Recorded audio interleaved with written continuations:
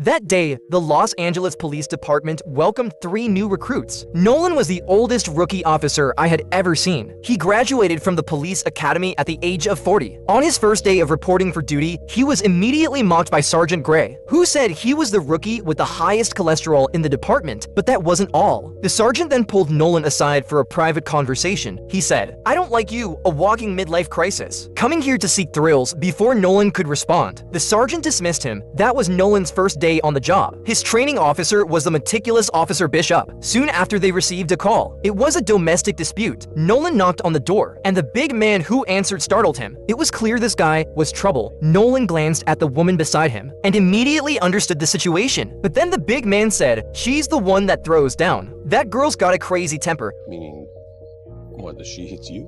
By this time, Bishop had finished questioning the woman. As they were leaving, Nolan asked Bishop what they should do next. Bishop simply replied, "We'll be back." Sure enough, it wasn't long before they received another call. But this time, the situation had escalated. When they arrived at the house, no one answered the door. Sensing something was wrong, they went around back, kicked down the door, and stormed in. Nolan saw the woman on top of the big man, stabbing him repeatedly with a knife. Nolan rushed over